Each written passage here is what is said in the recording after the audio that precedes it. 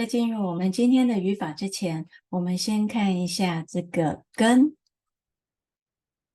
复习一下跟它的用法，最常用的就是 and。比如说，我跟他一起去吃饭。那另外还有一个用法，就是这个主词做了一个行为，做了一个动作，那接收主词做这个动作的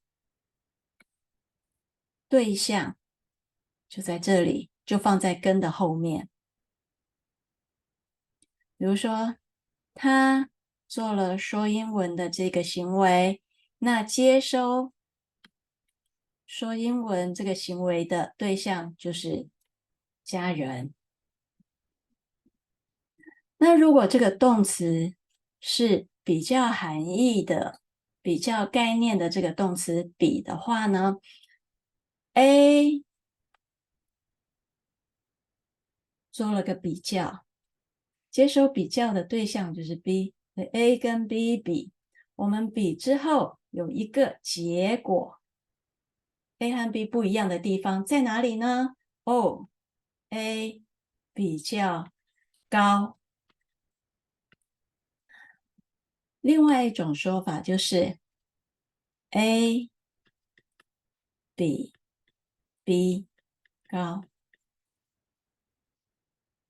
所以，如果比较出来有不一样的状况，我们会把不一样的地方说出来，我们就用比或者是比较。那如果比较之后没有不一样，A 和 B 都是一样的，或是我比较的结果是有不一样，但是我不想说的这么清楚哪里不一样，我只要用一样不一样这样来表达的时候，怎么说呢？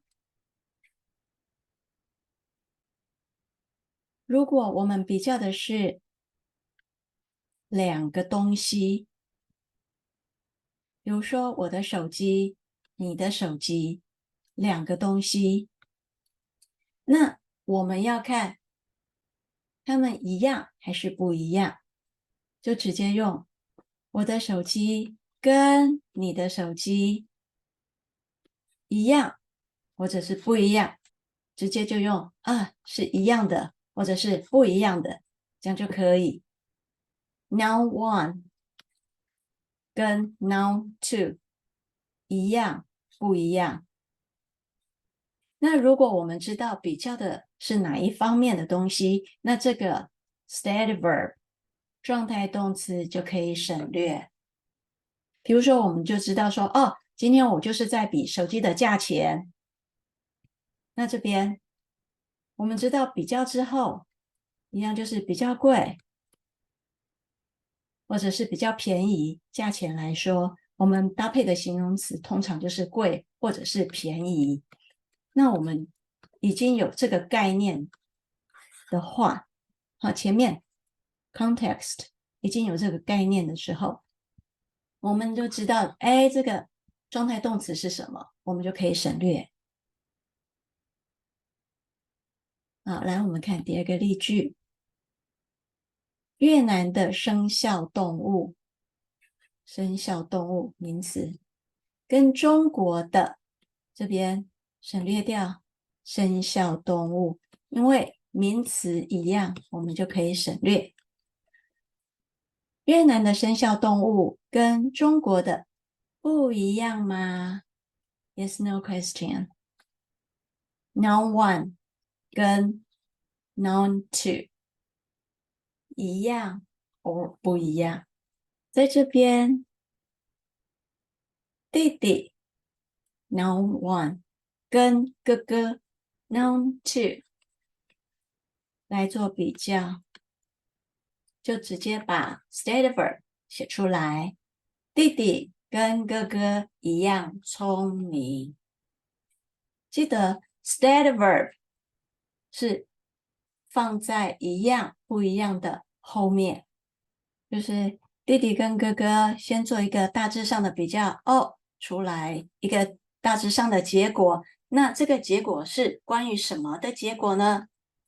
它的顺序就是这样子，弟弟跟哥哥一样啊，大概的结果是一样。那哪一方面一样呢？哦，是聪明的程度是一样啊，一样聪明。这种药跟那种药一样吗？这件事情跟那件事情一样重要。这栋大楼的电梯跟那栋大楼的电梯不一样大。See you. Bye.